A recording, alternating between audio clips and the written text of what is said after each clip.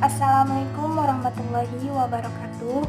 Perkenalkan, nama saya Yeni Susanti, jurusan Biologi, Fakultas MIPA, Universitas Al-Ghifari. Nah, di sini saya memenuhi tugas yaitu morfologi tumbuhan tentang pembagian-pembagian bagian-bagian bunga, maaf salah.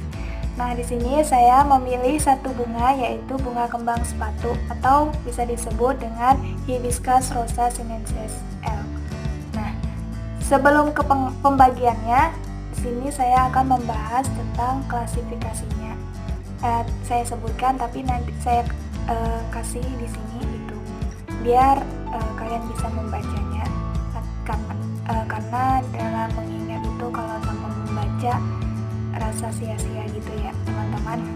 Oke, pertama itu kingdomnya, yaitu kingdomnya itu pertama Plantae, pasti Plantae. Terus kedua itu tuh di kelasnya itu Magnoliopsida. Terus divisinya Magnoliophyta. Kemudian ordonya itu Malvales. Kemudian familinya itu Malvaceae. Kemudian genusnya itu Hibiscus. Dan terakhir spesiesnya itu Hibiscus rosa sinensis L. Nah, dari klasifikasi itu kita juga bisa tahu beberapa macam manfaat-manfaat dari kembang sepatu ini atau Hibiscus rosa sinensis L. Nah, yang pertama itu manfaatnya bisa buat kencing bernanah, kemudian bisa jadi obat bronkitis, kemudian bisa jadi obat untuk melancarkan haid bagi kaum hawa, kemudian bisa buat obat jerawat dan melancarkan tenggorokan juga bisa, dan lain-lain lah gitu kan. Kemudian kita lanjut ke pembagian klasifikasinya. Nah, di sini ada bunga kembang sepatunya gitu kan. Tapi ini lepas nih ya teman-teman, nggak apa-apa, bisa dilihat. Nah, yang paling bawah ini bisa kita lihat, ini tuh paling bawahnya itu tangkainya. Kemudian kita beralih ke nih, saya buka ya. Nah, ini kan tadi tangkainya. Kemudian kita beralih di sini yang warna hijau ini biasa disebut kelopaknya. Kelopak. Terus, nah, kan kalau dilepas gini di sini tuh ada, bisa dilihat ada sedikit bagian gitu. Nah, ini biasa disebut bakal buahnya. Nah, kalau yang cantik ini nih, nah ini tuh sebagai penarik mata manusia gitu ya.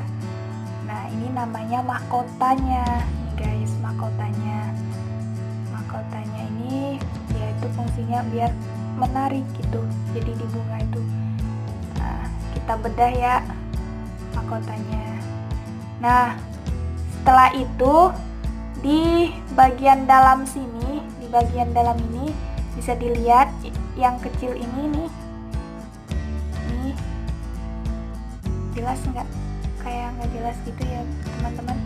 Nah, yang ini nih kepala putik nih, yang kecil ini kepala putik.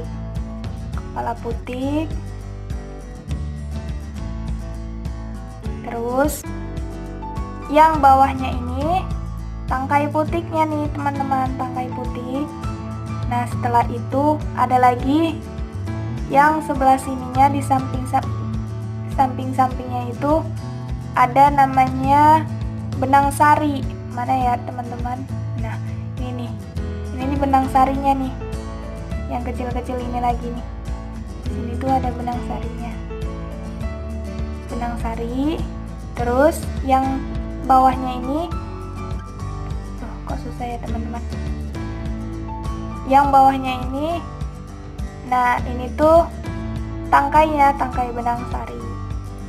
Nah, ya Ya itulah pembagian-pembagiannya gitu ya teman-teman. Adapun fungsi-fungsi dari semuanya kayak tangkainya, kelopaknya, mahkotanya gitu kan.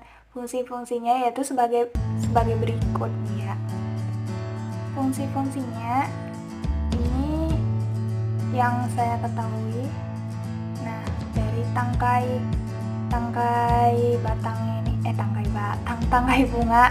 tangkai bunganya ini biasanya itu yang sering kita pakai untuk memetik. Nah, jadi ini tuh sebagai apa ya, kayak tempat untuk memetik-metik gitulah gitu kan.